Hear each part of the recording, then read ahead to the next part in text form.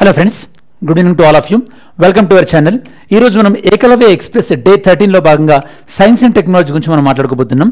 Science and technology గతంలో నేను మీకు medicine related current affairs Ekalavya ఎక్స్ప్రెస్లో భాగంగా నేను మీకు ఎక్స్ప్లెయిన్ చేశాను. ఈరోజు మనం ICT, okay, information communication technology and some other technology related మనం డిస్కస్ చేస్తాం అనమాట ఈరోజు మెయిన్ ఎస్ఎన్టీలో. సో దట్ మీకు ఇండియా రిలేటెడ్ ఎస్ఎన్టీ మొత్తం కూడా ఒక ఐడియా వచ్చేసేస్తుంది. ఓకే, మనం ఈ సిరీస్ మొత్తం కూడా ఇండియా రిలేటెడ్ కవర్ చేస్తున్నాం. ఆల్రెడీ నేను మీకు తెలంగాణ కరెంట్ అఫైర్స్ డిఫరెంట్ ప్లాట్ఫామ్లో నేను మీకు లాస్ట్ 5-6 డేస్ నుంచి చేస్తున్నాను, మీకు తెలిసే ఉంటుంది. ఓకే, సరే, మనకి ఈ కంటెంట్స్ వచ్చేసి ఈ వీడియోలో మెయిన్గా ఈ యొక్క 9 టాపిక్స్ మనం డిస్కస్ చేయబోతున్నాం. ఓకే, ఇండియా ఏఐ మిషన్తో స్టార్ట్ చేస్తాం, ఫైనల్గా హైడ్రోజన్ ఫ్యూయల్ సెల్తో మనం ఎండ్ చేస్తాం అనమాట. ఈ టాపిక్స్ పిక్ చేయడానికి రీజన్ ఏంటంటే ఇవి చాలా హై వెయిటేజ్ ఏరియాస్ అనమాట. అంటే వస్తాయి ఇవే అని అట్లని కాదు, కానీ ఇవి కొద్దిగా ఎక్కువగా న్యూస్లో ఉన్నవి science and technology point of వ్యూలో. ఓకే, సరే, అండ్ కొంతమంది స్టూడెంట్స్ కూడా చాలా రోజుల నుంచి సరే ఏఐకి సంబంధించి ఆర్టిఫిషియల్ ఇంటెలిజెన్స్కి సంబంధించి ఏదైనా ఉంటే చెప్పండి అని అడిగారు కదా. దానికి సంబంధించి కూడా ఇప్పుడు మనకి ఫస్ట్ టాపిక్లోనే కవర్ అవుతుంది, ఆర్టిఫిషియల్ ఇంటెలిజెన్స్ సంబంధించి ఓవర్ వ్యూ. ఓకేనా, సరే, ఫస్ట్ ఇండియా ఏఐ మిషన్ చూద్దాం. ఇది వార్తల్లో ఎందుకుంది, రీసెంట్గా government of India union cabinet అనేది అప్రూవ్ చేసింది అనమాట. ఎంత అప్రూవ్ చేసింది? 10,300 crores అప్రూవ్ చేసింది. దేనికోసం? ఇండియా ఏఐ మిషన్ని సెటప్ చేయడం కోసం. దీనివల్ల ఏమవుతుంది? ఆర్టిఫిషియల్ ఇంటెలిజెన్స్ లేదా ఆర్టిఫిషియల్ ఇంటెలిజెన్స్ ద్వారా జరిగేటటువంటి ఇన్నోవేషన్, నవకల్పన అనేది ఎంకరేజ్ అవుతుంది అనమాట. దీనికి కూడా కోఆర్డినేట్ చేస్తున్న మినిస్ట్రీ ఎవరు? Ministry of electronics and information technology, MEITY. ఇక్కడ మీకు ఒక చిన్న క్వశ్చన్, ఇన్నోవేషన్ అనేది వచ్చింది కాబట్టి, నవకల్పన అనేది వచ్చింది కాబట్టి, innovation sustainable development goal number ఎంత? ఇప్పటివరకు మీకు ఒకవేళ సస్టైనబుల్ డెవలప్మెంట్ గోల్స్ తెలియకపోతే కనుక మీరు మళ్ళీ గుర్తుపెట్టుకోవడానికి ట్రై చేయకండి ప్లీజ్. ఓకే, ఓన్లీ తెలిస్తేనే ఆన్సర్ చేయండి లేదా సెర్చ్ చేసైనా ఆన్సర్ చేయండి. Next, funding over the 5 years. ఈ మొత్తం ప్రోగ్రామ్ యొక్క 5 years కూడా మనకి పబ్లిక్ ప్రైవేట్ పార్ట్నర్షిప్ మోడల్లో, అంటే కొంత ప్రైవేట్ కంపెనీస్ పెట్టుకుంటే కొంత గవర్నమెంట్ అనేది కంట్రిబ్యూట్ చేస్తుంది అనమాట. ఇంప్లిమెంట్ ఏజెన్సీ ఏంది మనకి ఇక్కడ? ఇండియా ఏఐ అనేది ఏదైతే వీళ్ళు సెటప్ చేస్తున్నారో ఇది ఒక ఇండిపెండెంట్ బిజినెస్ డివిజన్ అనమాట. డిజిటల్ ఇండియా ప్రోగ్రాంలో భాగంగా ఇది ఒక ఇండిపెండెంట్ డివిజన్. ఇది ఒక స్పెసిఫిక్ మినిస్ట్రీ అంటే పరిధిలో ఉన్నట్టు కాకుండా independent division and the report to the ministry of electronics. సరే, స్టెప్స్. మన భారతదేశ ప్రభుత్వం ఆర్టిఫిషియల్ ఇంటెలిజెన్స్ని ఎంకరేజ్ చేయడానికి తీసుకున్నటువంటి పలు చర్యలు ఎందుకు చూసినట్టయితే కనుక బడ్జెట్ 2019-2020 అంటే 3-4 years బ్యాక్ మరి ప్రపోజ్ చేసింది national research foundation for AI research. Okay, national AI research ఫౌండేషన్ని ఏఐ పాయింట్ ఆఫ్ వ్యూలో ఏఐ రీసెర్చ్ కోసం అని చెప్పేసి ఎంకరేజ్ చేస్తామని చెప్పారు. అలానే నేషనల్ ఇన్ఫర్మేటిక్స్ సెంటర్ NIC వీళ్ళు మన ఇండియాలో ఐటీ రిలేటెడ్లో గవర్నమెంట్ పాయింట్ ఆఫ్ వ్యూలో హైయెస్ట్ ఆర్గనైజేషన్. వీళ్ళు centre of excellence in AI విషయంలో ఒక సెంటర్ ఆఫ్ ఎక్సలెన్స్ని ఎస్టాబ్లిష్ చేస్తామన్నారు. అలానే ఏఐ పైలట్, దీన్ని ప్రధానమంత్రి ఫసల్ బీమా యోజనలు యూజ్ చేశారనమాట. అంటే క్రాప్ కటింగ్ విషయంలో కానీ క్రాప్ ఈల్డ్ని అంచనా వేయడానికి. ఎందుకంటే ప్రైమ్ మినిస్టర్ ఫసల్ బీమా యోజన అనేది ఇన్సూరెన్స్ బీమా. Okay, insurance scheme. ఈ ఇన్సూరెన్స్ స్కీమ్లో మనకి పంట నష్టాన్ని బట్టి ప్రభుత్వం అనేది వాళ్ళకి ఎవరైతే కనుక ప్రీమియం చెల్లిస్తారో లేదా ప్రభుత్వం ఉచితంగా బీమా కల్పిస్తామని చెప్పిందో ఆ బెనిఫిషరీకి ఇస్తారు. కాబట్టి మరి పంట నష్టాన్ని అంచనా వేయడం కోసం అని చెప్పేసి ఈ యొక్క ఏఐ పైలట్ని మనం యూజ్ చేస్తాం. నీతి ఆయోగ్ కూడా ఈ యొక్క ఏఐకి సంబంధించి national AI strategy road map అనేది కూడా పబ్లిష్ చేసింది. మరి ఏఐ సెక్టార్లో 5 ప్రాధాన్యత రంగాలను కూడా గుర్తించడం జరిగింది మనం. అదొకటి health, education, agriculture, smart cities, అలానే స్మార్ట్ మొబిలిటీ అంటే ట్రాన్స్పోర్టేషన్ పాయింట్ ఆఫ్ వ్యూలో. ఇప్పుడు నేను చెప్పినవన్నీ కూడా ఏఐ పాయింట్ ఆఫ్ వ్యూలో లేటెస్ట్ డెవలప్మెంట్స్ ఇన్ ఇండియా. కాబట్టి జాగ్రత్తగా వినండి. అండ్ ఈ పీడిఎఫ్ను కూడా నేను మీకు ఈరోజు ఎట్లయితే షేర్ చేస్తాను, నిన్న వీడియోకి సంబంధించి కన్ఫ్లిక్టెడ్ ఇన్ ఏరియాస్ ఏదైతే షేర్ చేశానో ఇది కూడా నేను మీకు షేర్ చేస్తాను. ఓకే, నెక్స్ట్, హనుమాన్ యొక్క భారత్ జీపీటీ అనేటువంటి group led by IIT Bombay. వీళ్ళు హనుమాన్ అనేటువంటి దాన్ని యొక్క చాట్ జీపీటీ లాంటిది భారత్ జీపీటీని లాంచ్ చేశారనమాట. ఓకే, సరే, వీళ్ళు అంటే ప్రయోగాత్మకంగా లాంచ్ చేశారు. వీళ్ళు ఏ లాంగ్వేజ్లో సర్వీస్ అందిస్తుందంటే ఇది హిందీ, దాంతోపాటు తమిళ్ అండ్ మరాఠీ లాంగ్వేజ్లో ఇది సర్వీస్ అందిస్తున్నట్టుగా చెప్పారు. దెన్ డెవిన్ అనేది మనకి ఆర్టిఫిషియల్ ఇంటెలిజెన్స్ ద్వారా రన్ అయ్యేటటువంటి సాఫ్ట్వేర్ ఇంజనీర్. US బేస్ అయినటువంటి అప్లైడ్ ఏ ల్యాబ్ వీళ్ళు యొక్క వరల్డ్స్ ఫస్ట్ ఆటోమేటిక్ సాఫ్ట్వేర్ ఇంజనీర్ని డెవలప్ చేశారు. అది మనకి ఏఐ సంబంధించినటువంటి డెవిన్ అనేటువంటి software engineer. Next, European Union artificial intelligence act. ఇది ప్రధానంగా యూరోప్లో ఆర్టిఫిషియల్ ఇంటెలిజెన్స్ సంబంధించినటువంటి విధి విధానాలు ఎలా ఉండాలి అండ్ ఆర్టిఫిషియల్ ఇంటెలిజెన్స్ ఎలా మిస్యూజ్ కాకుండా ఉండాలని చెప్పేసి తీసుకొచ్చినటువంటి చట్టం. మీరందరూ తెలుసు ఆర్టిఫిషియల్ ఇంటెలిజెన్స్ అనేది డీప్ ఫేక్ అనేటువంటి ద్వారా ఆర్టిఫిషియల్ ఇంటెలిజెన్స్ కూడా ఎలా మిస్యూజ్ అవుతుందో మనం తరచుగా చూస్తున్నాం. యూరోపియన్ యూనియన్ మనకి రీసెంట్గా ఆర్టిఫిషియల్ ఇంటెలిజెన్స్ యాక్ట్ ఇది మనకి 4 levels of risk artificial intelligence ద్వారా, అంటే అక్కడ ఆ టెక్నాలజీని బట్టి దానికి రిస్క్ రేటింగ్ ఇస్తారనమాట. అన్యాక్సెప్టబుల్ రిస్క్ నుంచి, హై రిస్క్ నుంచి, సెల్ఫ్ ట్రాన్స్పరెన్సీ రిస్క్ నుంచి, మినిమల్ రిస్క్, ఇలా కేటగిరీస్. మీరు గుర్తుపెట్టుకోవాల్సిన అవసరం ఏం లేదు. ఎవరు చట్టం చేశారంటే యూరోపియన్ యూనియన్ అని మనకి ఐడియా ఉంటే సరిపోద్ది. నెక్స్ట్ ఏ గవర్నెన్స్ అలయన్స్. మనకి ఏ అనేది ప్రపంచవ్యాప్తంగా ఎలా దీన్ని మనం ఇంప్లిమెంట్ చేస్తే బాగుంటుందని చెప్పేసి కొన్ని group of countries A governance alliance అనే దాన్ని 2023లో లాంచ్ చేసుకోవడం జరిగింది. ఏఐకి సంబంధించినటువంటి గైడ్ లైన్స్ని డెవలప్ చేసుకోవడానికి. ఓకే, నెక్స్ట్ ఇది వరల్డ్ ఎకనామిక్ ఫోరం వాళ్ళ సహాయంతో వీళ్ళు కోఆర్డినేట్తో ఈ ప్రోగ్రామ్ టేకప్ చేశారు. Next international regulatory framework for AI. United nation అంటే యుఎన్ఓ వాళ్ళు, యుఎన్ జనరల్ అసెంబ్లీ ఇక ఏఐకి సంబంధించి ఏఐని సేఫ్గా యూజ్ చేసుకునే విధంగా, అలా సెక్యూర్గా, ట్రస్ట్ వర్తీగా ఉండాలంటే దీనికి సంబంధించిన గైడ్ లైన్స్ ఉండాలని ఐక్యరాజ్య సమితి కూడా కోరడం జరిగింది. India and global partnership and AI, GPAI, global partnership and AI. ఇది కొన్ని అంటే ఆల్మోస్ట్ ఒక 25 మెంబర్ కంట్రీస్, 25 కంట్రీస్ కలిపి గ్రూపింగ్ ఏర్పాటు చేసుకుని ఇండియా ఇందులో ఒక మెంబర్, ఇండియా ఫౌండింగ్ మెంబర్ అనమాట. India join in 2020 as a founding member. This is about the AI, artificial intelligence సంబంధించి. ఈ టాపిక్కి సంబంధించి మనకి సూపర్ కంప్యూటర్ అనేది కూడా ఈ సంవత్సరం కొద్దిగా కరెంట్ అఫైర్స్లో వచ్చింది. టాప్ 500 అంటే ప్రపంచవ్యాప్తంగా ఉన్నటువంటి టాప్ 500 ఫాస్టెస్ట్ కంప్యూటర్ని మనకి టాప్ 500 లిస్ట్ అని మనకి విడుదల చేస్తుంటారు. ఎవ్రీ 6 మంత్స్కి ఒకసారి ఇది అప్డేట్ అవుతుంటుంది. ఇందులో ఒక సూపర్ కంప్యూటర్, నార్మల్గా మనకి ఏదైనా ఒక కంప్యూటర్ యొక్క పర్ఫార్మెన్స్ని మనం ఎలా మెజర్ చేస్తుంటాం, ర్యామ్ లాగా మెజర్ చేస్తాం కదా. సూపర్ కంప్యూటర్ యొక్క పర్ఫార్మెన్స్ని జనరల్గా మనకి లిన్ప్యాక్ బెంచ్ మార్క్ పర్ఫార్మెన్స్ యూజ్ చేస్తుంటాం. లిన్ప్యాక్ అంటే ఒక సూపర్ కంప్యూటర్ యొక్క పర్ఫార్మెన్స్ ఎంత ఫాస్ట్గా ఏవైనా టాస్క్స్ని ఎగ్జిక్యూట్ చేస్తుంది అని చెప్పేసి. మన ఇండియా నుంచి ఉన్నటువంటి ఫాస్టెస్ట్ కంప్యూటర్ వరల్డ్ ర్యాంకింగ్లో ఏ ర్యాంకింగ్లో ఉన్నాయంటే పరం సిద్ధి ఏఐ సూపర్ కంప్యూటర్. ఇది మనకి 131 ర్యాంక్లో ఉంది. ఇది మనకి ఎక్కడ ఇన్స్టాల్ అయింది? Centre for Development of Advance Computing, CDAC, పూణేలో ఇన్స్టాల్ అయింది. ప్రత్యూష్ సూపర్ కంప్యూటర్ ఇది ర్యాంక్ వచ్చేసి మనకి 169. ఇది Indian Institute of Tropical Meteorology Research, ఆ రీసెర్చ్ స్టేషన్లో ఇన్స్టాల్ అయ్యింది. మెహిర్ సూపర్ కంప్యూటర్ ర్యాంక్ వచ్చేసి 316. National Centre for Medium Range Weather Forecasting ఇక్కడ ఇన్స్టాల్ చేయబడి ఉందన్నమాట. Next Hiroshima AI artificial intelligence process. ఏంటిది? మనకి మొన్న రీసెంట్గా అంటే లాస్ట్ G7 సమ్మిట్ని మీకు హిరోషిమాలో జరిగిందని చెప్పాను. అలానే ఆస్ట్రేలియా జరగాల్సినటువంటి క్వాడ్ మీటింగ్ కూడా ఆస్ట్రేలియా హోస్ట్ చేసినప్పటికీ జపాన్లో జరిగిందని చెప్పాను కదా. అదే సమ్మిట్లో ఈ యొక్క ఏఐని నియంత్రించాలి, ఏఐ మిస్యూజ్ కాకూడదు అని చెప్పేసి హిరోషిమా ఏఐ ప్రాసెస్ అనే దాన్ని ప్రతిపాదించడం జరిగిందనమాట. G7 దేశాలు, మన భారతదేశం కూడా ఇందులో ఇన్వైటీ కంట్రీగా అటెండ్ అయిందని కూడా చెప్పాను. Okay, next blue bugging. ఇది సెకండ్ టాపిక్ అనమాట. బ్లూ బగ్గింగ్ ఇది బ్లూటూత్ ద్వారా ఏదైనా ఒక సిస్టమ్ అంటే ఒక డివైస్ని హ్యాక్ చేయడం అనమాట. ఇక్కడ మనం ఇంకా వేరే నేమ్స్ కూడా మనం డిస్కస్ చేద్దాం. ఫస్ట్ బ్లూ బగ్గింగ్ అంటే ఏంటో తెలుసుకుందాం. Unauthorised access to device by using the Bluetooth connection. So that వీళ్ళ యొక్క డివైజెస్ నుంచి వీళ్ళు ఏం చేస్తారు, వాళ్ళ యొక్క ఎవరినైతే అటాక్ చేస్తారో వాళ్ళకి, అంటే విక్టిమ్ ఎవరైతే ఉంటారో, డివైస్ ఎవరైతే ఉంటుందో వాళ్ళకి సంబంధించిన సమాచారాన్ని వీళ్ళు బ్లూటూత్ ద్వారా థెఫ్ట్ చేసే అవకాశం ఉంటుంది, తీసుకునేటటువంటి అవకాశం ఉంటుంది. ఇక్కడ కొన్ని వేరే టర్మ్స్ కూడా మనం డిస్కస్ చేద్దాం. బ్లూ జాకింగ్ అంటే మనకి ప్రాంక్ అనమాట. ఓకే, ఏదైనా మెసేజ్లు సెండ్ చేసి ఇలా బ్లూటూత్ ద్వారా అంటే హ్యాక్ చేసి హార్మ్లెస్ మెసేజ్ అంటే పెద్ద హానికరంగా లేని ప్రాంక్ మెసేజ్లు పంపడానికి మనం బ్లూ జాకింగ్ అంటాం. బ్లూ స్నార్ఫింగ్ ఇదేంటంటే మనకి బ్లూటూత్ ద్వారా ఓనర్ పర్మిషన్ లేకుండా ఓనర్కి సంబంధించినటువంటి సెన్సిటివ్ డేటా డౌన్లోడ్ చేయడానికి మనం బ్లూ స్నార్ఫింగ్ అంటారనమాట. Blue snarfing. Next juice jacking. Juice jacking ఏంటంటే కొన్ని సందర్భాల్లో మనం ఏదైనా ఛార్జింగ్ పెడుతుంటాం కదా USB కేబుల్కి అని చెప్పేసి. ఛార్జింగ్ పెట్టినప్పుడు ఆ USB కేబుల్ ద్వారా, ఛార్జింగ్ కేబుల్ ద్వారా మన అంటే మొబైల్ డివైజెస్లోకి మాల్వేర్ వైరస్ ఇంట్రడ్యూస్ చేస్తే ఆ ప్రాసెస్ని మనం జ్యూస్ జాకింగ్ అంటారనమాట. ఓకే, ఇక్కడ మీకు next third topic Akira ransomware. Ransomware అంటే ఏదైనా ఒక డివైస్ని అంటే దాని యొక్క పర్ఫార్మెన్స్ని ఎఫెక్ట్ అయ్యే విధంగా చేస్తే దాన్ని మనం వైరస్ అంటాం. ఏదైనా ఒక వైరస్ ద్వారా కొంత డబ్బులు డిమాండ్ చేసినట్టయితే దాన్ని మనం ఏమంటామంటే ర్యాన్సమ్వేర్ అటాక్ అంటారనమాట. ఇక్కడ మనం డిస్కస్ చేస్తుంది ఏంటి? Akira ransomware attack. ఇది దేన్ని టార్గెట్ చేస్తుంది? విండోస్, దాంతోపాటు లినక్స్ డివైజెస్ని టార్గెట్ చేస్తుంది. నెక్స్ట్ మోడ్ ఆఫ్ ఆపరేషన్ ఏంటి? ఫిషింగ్ ఈమెయిల్స్, అంటే ఈమెయిల్స్ ద్వారా ఇది మనకి ప్రాపిగేట్ అవుతుంది. ఇక్కడ మీకు ఎగ్జామినేషన్ పాయింట్ ఆఫ్ వ్యూ అర్థం కావాల్సింది, ఇండియాలో ఇలాంటి ఎప్పుడైతే సైబర్ అటాక్ జరుగుతుందో, సైబర్ అటాక్ జరిగినప్పుడు రెస్పాండ్ అయ్యేటటువంటి ఆర్గనైజేషన్ పేరు ఏంటంటే మీకు CERT-IN, Indian computer emergency response team అనమాట. CERT-IN ఇది వర్క్ చేసేటువంటి organisation, ministry of electronics and information. ఇది ఏ యాక్ట్, ఏ సెక్షన్ ద్వారా ఇది ఎస్టాబ్లిష్ అయిందంటే section 70B of IT act 2000.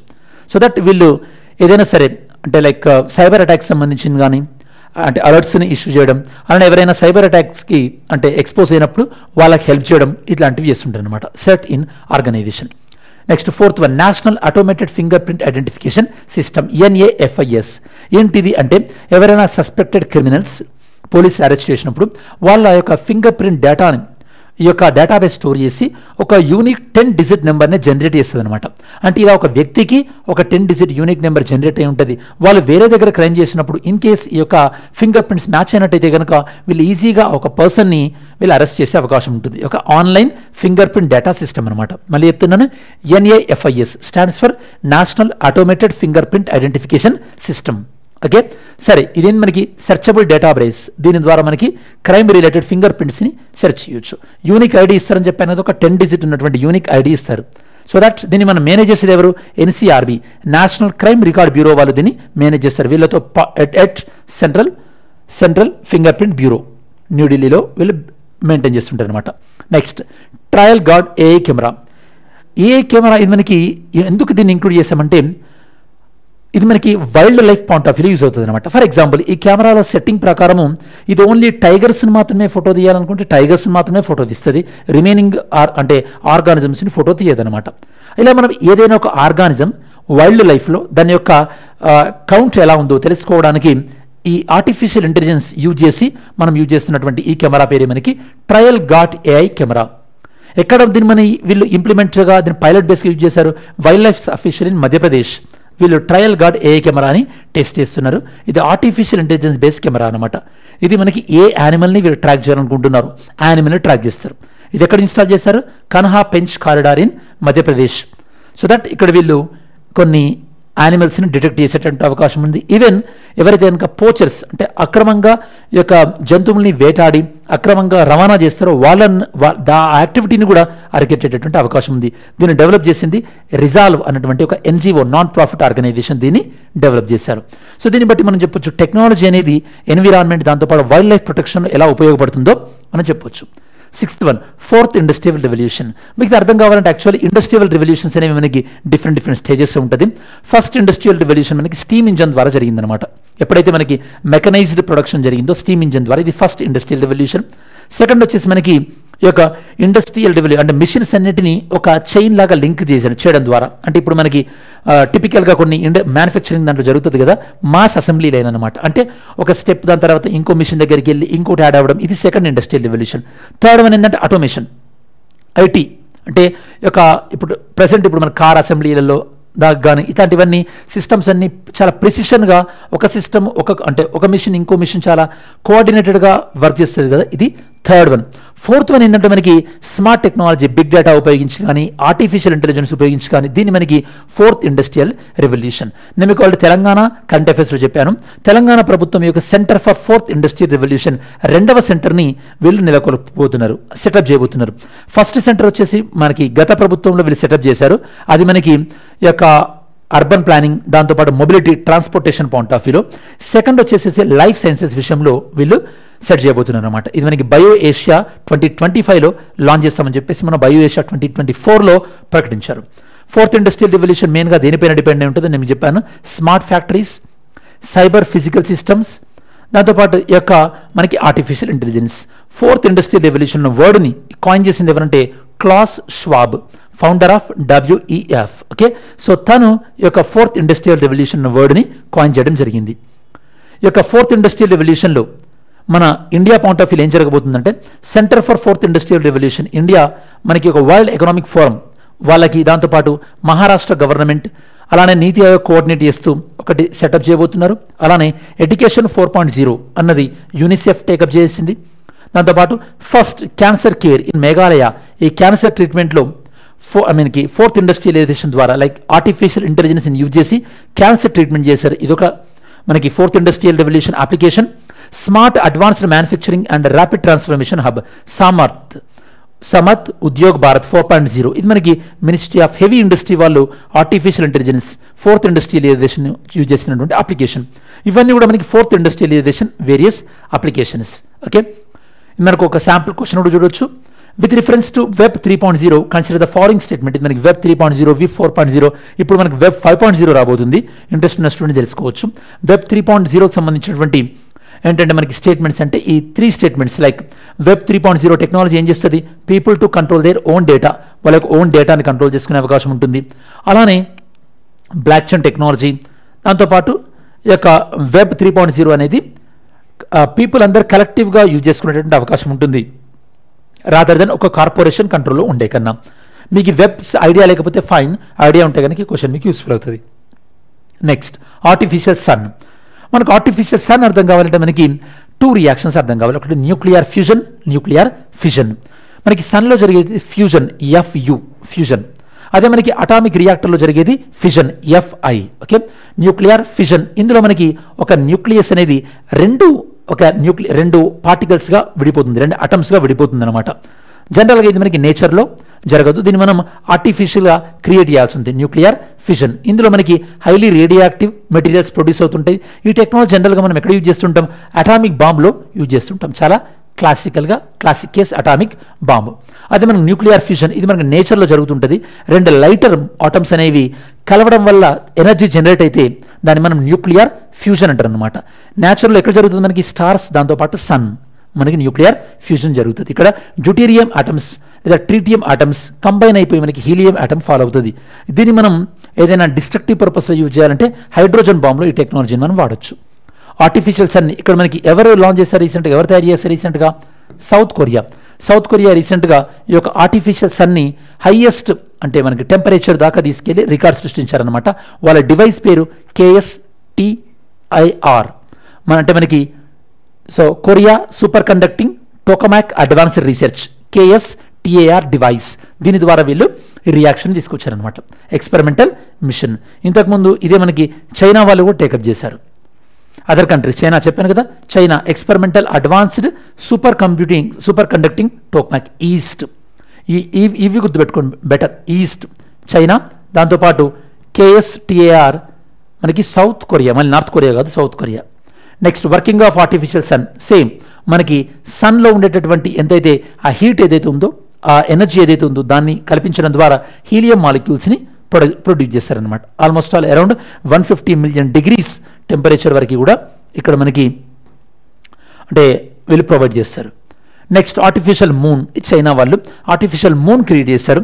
Artificial moon create చేయడం వెనక ఉన్నటువంటి ఉద్దేశం ఏంటంటే మూన్ పైన ఏదైనా రీసెర్చ్ యాక్టివిటీ చేయాలంటే ఎక్స్పెరిమెంటల్గా అక్కడ ఉన్నటువంటి కండిషన్స్ని మనం ఇక్కడ పాసిబుల్ మనం ఇక్కడనే జనరేట్ చేసినట్టయితే కనుక ఆ ఎక్స్పెరిమెంట్ ఇక్కడ చేస్తే ఏమైనా ఫెయిల్యూర్స్ ఉంటే మనం మూన్ వెళ్ళే కన్నా ముందే ఇక్కడనే మనం వాటిని కంట్రోల్ చేసుకోవచ్చు కదా అని చెప్పేసి ఆర్టిఫిషియల్ మూన్ని టేకప్ చేశారు. చైనా ఆర్టిఫిషియల్ మూన్ని బిల్డ్ చేయడం జరిగింది. ఓకే, ఎక్కడ మనకి ఈస్టర్న్ సిటీ ఆఫ్ జూజు. ఓకే, ఇది మనకి ఇక్కడ వీళ్ళు బిల్డ్ చేశారనమాట, పవర్ఫుల్ మ్యాగ్నెటిక్ ఫీల్డ్ని ఉపయోగించి. ఇక్కడ మనకి గ్రావిటీ అనేది ఉండదు, సేమ్ మూన్ పైన ఎలా అయితే కనుక మనకి గ్రావిటీ అనేది ఉండదు, ఇక్కడ కూడా గ్రావిటీ లేకుండా వీళ్ళు రీప్రొడ్యూస్ చేయగలిగారు. లాస్ట్ టాపిక్ వచ్చేసి మనకి ఏంటంటే హైడ్రోజన్ ఫ్యూయల్ సెల్. ఏంటి ఫ్యూయల్ సెల్? జనరల్గా ఫ్యూయల్ సెల్స్ అంటే ఏంటంటే ఈ యొక్క కెమికల్ ఎనర్జీని ఉపయోగించుకొని ఎలక్ట్రిసిటీని ప్రొడ్యూస్ చేసేదాన్ని మనం ఫ్యూయల్ సెల్ అంటాం. జనరల్గా ఇందులో ఉండేటటువంటి ఏమి మనకి ఫ్యూయల్ సెల్లో మనకి క్యాథోడ్, యానోడ్ అని 2 ఉంటాయి, క్యాథోడ్, యానోడ్స్. ఓకే, సో ఇందులో మనకి యూజ్ చేసేటటువంటి ఎలక్ట్రోలైట్స్, క్యాథోడ్ ఒకటి ఉంటుంది, యానోడ్ ఒకటి ఉంటుంది, ఎలక్ట్రోలైట్ ఒకటి ఉంటుంది. ఎప్పుడైతే కనుక క్యాథోడ్, యానోడ్, ఎలక్ట్రోలైట్స్ని ఉపయోగించి మనం కెమికల్స్ నుంచి ఎలక్ట్రిసిటీని ప్రొడ్యూస్ చేయొచ్చు అనమాట. మరి క్యాథోడ్ ఏం యూజ్ చేస్తారు, యానోడ్ ఏం యూజ్ చేస్తారు, ఎలక్ట్రోలైట్ ఏం యూజ్ చేస్తారో చూద్దాం ఒకసారి. యానోడ్గా జనరల్గా మనకి కార్బన్ మెటీరియల్ యూజ్ చేస్తుంటాం, ఇది మనకి ఆక్సిడైజేషన్ జరుగుతుందన్నమాట. సో దట్ యానోడ్ దగ్గర మనకి ఎలక్ట్రాన్స్ అనేవి రిలీజ్ అవుతాయి. క్యాథోడ్ ఇది కూడా మనకి కార్బన్ లేదా మెటల్తో చేస్తుంటారు, ఇది మనకి ఆక్సిడెంట్ని రిడ్యూస్ చేస్తుంది, ఆక్సిడెంట్ రిడక్షన్. నెక్స్ట్ ఎలక్ట్రోలైట్స్, ఇది మనకి proton transfer between the electrode and between the anode and cathodes. Catalyst అంటే ఇది మనకి ఏదైనా రియాక్షన్ని ఫాస్ట్గా జరగడానికి యూజ్ అవుతుంది. ఇందులో మనకి ప్లాటినంని యూజ్ చేస్తుంటాం, జనరల్గా ప్లాటినంని యూజ్ చేస్తుంటాం. ఫ్యూయల్ వచ్చేసి మనకి హైడ్రోజన్ కానీ మెథనాల్ కానీ ఇది మనకి ఆక్సిడైజ్ అవుతుంది యానోడ్ దగ్గర. అంటే మనం దేన్ని ఆక్సిడైజ్ చేసి ఎనర్జీని ప్రొడక్షన్ చేయాలనుకుంటున్నాం దాన్ని మనం ఫ్యూయల్ అంటారు అనమాట. ఓకే, ఆక్సిడెంట్ వచ్చేసి మనకి ఎయిర్ యూజ్ అవుతుంది అనమాట. ఇక్కడ మనం చూడొచ్చు హైడ్రోజన్ ఫ్యూయల్, దాని తర్వాత మనకి ఇక్కడ యానోడ్, అలానే ప్రోటాన్ ఎక్స్చేంజ్ మెంబ్రేన్ ఉంది, అంటే ఇది ఎలక్ట్రోలైట్ అనమాట. ఒక్కొక్క ఎలక్ట్రోలైట్ ఉంటుంది. ఇక్కడ మనం యూజ్ చేస్తున్న ఎలక్ట్రోలైట్ ఏంది, proton exchange membrane. Cathode, anode, electrolytes, అలానే మనకి హైడ్రోజన్ ఫ్యూయల్, దాని తర్వాత ఆక్సిజన్, ఎయిర్, మనకి బయట నుంచి ఆక్సిడైజర్. మనకి దీన్ని ఎలక్ట్రోలైట్ చేయడం ద్వారా మనం we can generate the energy. ఇది మనకి ఎక్కడ యూజ్ అవుతుంది? మనకి స్పేస్లో కానీ సముద్రయాన్ లాంటి డీప్లోకి వెళ్ళినప్పుడు ఇట్లాంటి ఫ్యూయల్ సెల్ అనేది యూజ్ అవుతుంది. సరే, మీకు ఫ్యూయల్ సెల్ అంటే తెలియాలి కదా. సో ఫ్యూయల్ సెల్ అంటే మీకు ఇందాక చెప్పినట్టు that produces electricity through chemical reaction. Chemical reaction నుంచి మనకి ఎలక్ట్రిసిటీని ప్రొడ్యూస్ చేసేదాన్ని మనం ఫ్యూయల్ సెల్ అంటాం. నేను మీకు ఇందాక చెప్పినట్టు ఇందులో యూజ్ చేసేది మనకి ఫ్యూయల్ ఒకటి, అలానే ఆక్సిడెంట్ క్యాథోడ్ దగ్గర ఉంటుంది, ఫ్యూయల్ వచ్చేసి యానోడ్ దగ్గర ఉంటుంది. ఓకే, సరే. నార్మల్గా ఇక్కడ మనకి ఫ్యూయల్ యూజ్ చేసేది అంటే ఇక్కడ యానోడ్ దగ్గర యూజ్ చేసేది కామన్గా మనకి హైడ్రోజన్ యూజ్ చేసేదాన్ని మనం హైడ్రోజన్ ఫ్యూయల్ సెల్స్ అంటాం. Other fuel cells like methanol, ethanol, natural gas ఇట్లాంటి చాలా ఉంటాయి. కాకపోతే మీరు జనరల్గా హైడ్రోజన్ ఫ్యూయల్ సెల్ వినుంటారు. హైడ్రోజన్ ఫ్యూయల్ సెల్ చాలా వార్తల్లో ఉంటుంటుంది నార్మల్గా. నెక్స్ట్, ఈ యొక్క different types of fuel cells నేను మీకు ఇందాక చెప్పినట్టు మనం యూజ్ చేసేటటువంటి ఎలక్ట్రోలైట్ని బట్టి. ఓకే, ఎలక్ట్రోలైట్ని బట్టి ఎలక్ట్రోలైట్ ఎక్కడికి ఉంటుంది? మనకి క్యాథోడ్కి యానోడ్కి మధ్యలో ఉండేది మనకి ఎలక్ట్రోలైట్స్.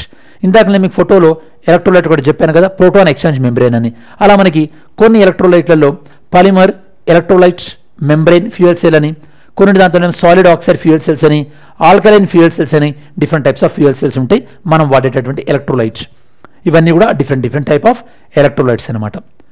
ఈ యొక్క పాలిమరైజ్ ఎలక్ట్రోలైట్ మెంబ్రెయిన్ ఫ్యూయల్ సెల్లో ఎలక్ట్రోలైట్ ఏం యూజ్ చేస్తుంటాం? పాలిమర్ ఎలక్ట్రోలైట్ మెంబ్రెయిన్ అనేది యూజ్ చేస్తుంటాం. దీని నుంచి ఈ యొక్క ఎలక్ట్రాన్ ప్రోటాన్స్ యొక్క ట్రాన్స్ఫర్ అనేది జరుగుతుంటుంది. దీన్ని ఇస్రో వాళ్ళు చాలా సక్సెస్ఫుల్గా టెస్ట్ చేశారు. దీని యొక్క ఉపయోగాలు ఎక్కడంటే నేను మీకు ఇందాక చెప్పినట్టు ఇండియన్ స్పేస్ స్టేషన్, మన స్పేస్ స్టేషన్లో మన ఓన్ స్పేస్ స్టేషన్ బిల్డ్ చేసినప్పుడు, లేదా డీప్ స్పేస్ ఎక్స్ప్లోరేషన్, డీప్ ఓషన్లో మనం ఏదైనా ఎక్స్ప్లోరేషన్ చేసినప్పుడు అక్కడ ఇది యూజ్ అవుతుంది మనకి. ఇది ఓవరాల్గా మనకి హైడ్రోజన్ ఫ్యూయల్ సెల్కి సంబంధించి.